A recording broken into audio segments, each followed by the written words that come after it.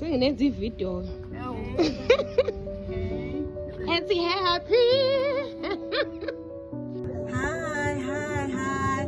We are here at Khumlani Lodge for Anaya's event brunch that is hosted today by Undabezitha wethu uNdlunkulu uNkosi. So we are here to enjoy ourselves as ladies.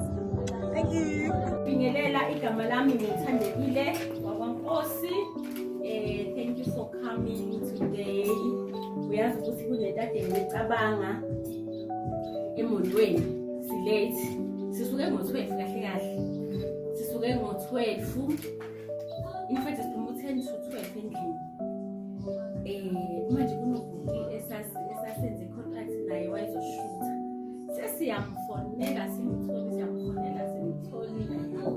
Ngifuna njalo ukuya la kwi-point lami. So siqale phansi ke manje sesihamba around town. Ngasayibamba ifoni ngasaphendula uWhatsApp. Sesibheka anyone around esingamthola. So inhlizweni yami sengiyayicasukela ukuthi why is always njalo masohlangana nabantu kumele njalo sixolise. Why is it like that? Asilalanga ebusuku savuka ekseni ngonkwe, but here we are right now. So sekuthi inhlizweni yami no, forgive yourself. Don't crucify yourself. Ungayibetheli. So sengiyacabanga nje ngidriver ngiza la siyakhuluma emotweni ngizisalethe abantu yini. So ubuya ke kimi njengoba ngizokhuluma njengamanje ukuthi empilweni izinto ziyenzeka silindele singalindele izimo nje mase kumele isimo sifike sizofika whether wena umephi ngoba sisendleleni, we are in the journey called life. So ezinye izinto ziyenzeka uthola ukuthi uzenyanye uthi yimlo ngenzeleni kanje. So you need to be gently with yourself. Kubuye nje lelo zwe elincane within me umoya ongcwele ngikhumbuza lokho ukuthi forgive yourself. Be gently with yourself. Do not be harsh. Do not crucify yourself. Mase amen. Emva kwalokho ngeza ukuthula within me. So nje ngithe angidlule lapho ngoba ngikuzwe kubalekile the way I was so stressing ukuthi again unyaka wethu wesithathu lo as Anaya.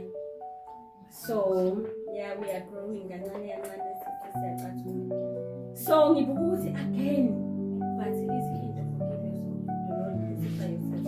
Hlale kuhamazwa mina la ukuthi do not crucify yourself. Ungayibetheli noma ngabe ulenza iphutha lokuqala wathi waphinde lesibili hawa ngifundanga kwelokuqala waphinda futhi. Don't crucify yourself.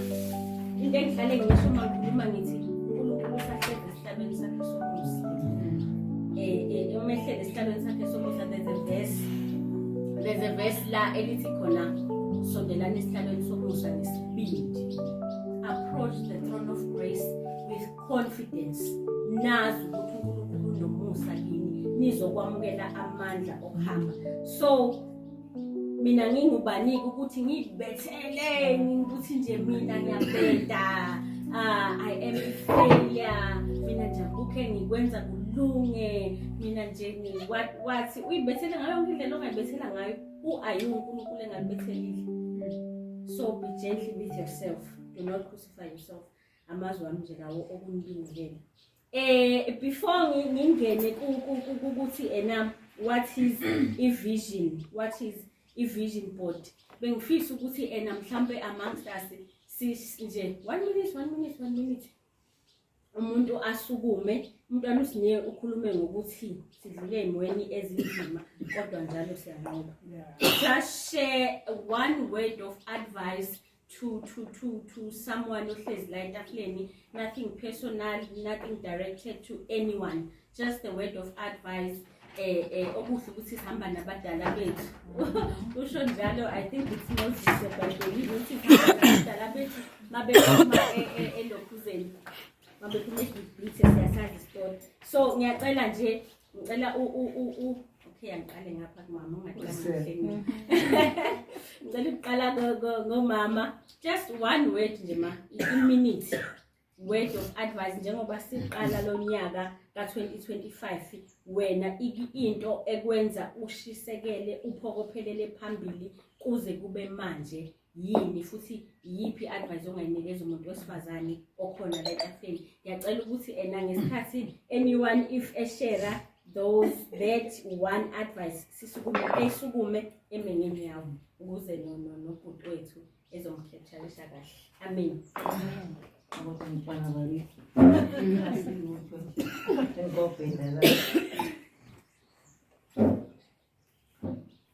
Angela abantu abahle.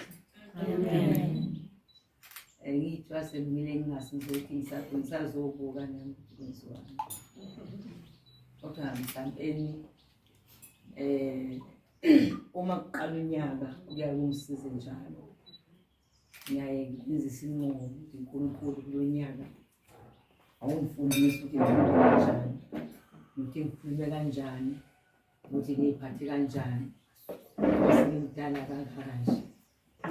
Ngoba emhlabeni esiphila kuwo abantu balindele ukuthi njengoba sengimdala nje ngibe sibonile sihle inkambo nangokukhuluma ukuthi ngisho ikhaya ngihleli kulo ngisho ibandla engikulo abantu babona ubuhle ukumthanda uNkulunkulu ngumethemba uNkulunkulu ezimeni zizinhle noma zizimbi kanganani kodwa benethemba elilodwa ukuthi khona longeka ngishiye ozoba nami amen amen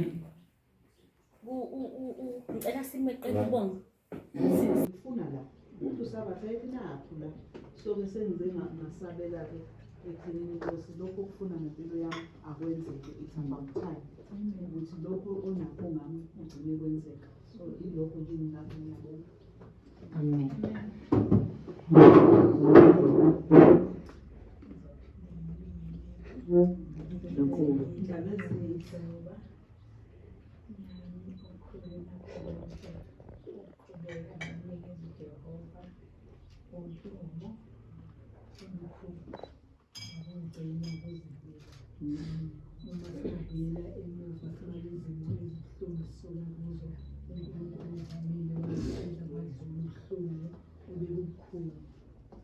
ukuyikhona ngisawuphethe umphefumulo wami bazangamele kubonisa ukukhuleka ukugulelwa omunye ndodana olanya umuntu amthandekile yena kufanele ukuphila ngoba ngelinye ilanga ngenza ukuthi amangasathula kanti ngikhuluma kahle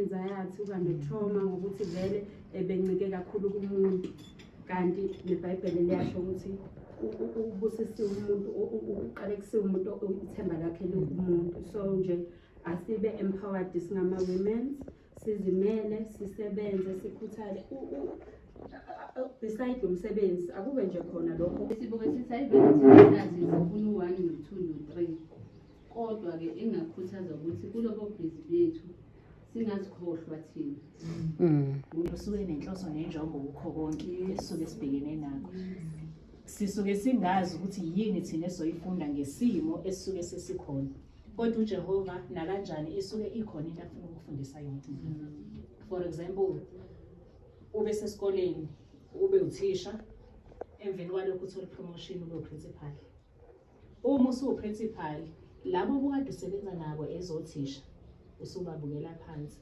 uma ungena kulesa sihlalo uthi kufanele ngibaphilise kanzima egcineni kwakho konke nakuwena we have to compliment each other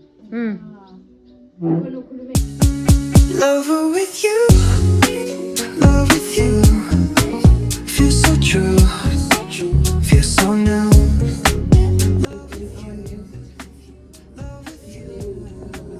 Every moment just me and you.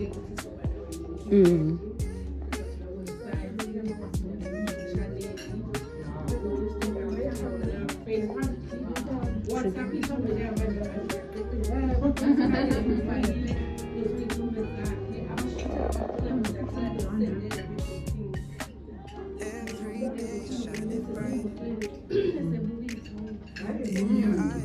see the light. Laugh and dance through the night. Can't believe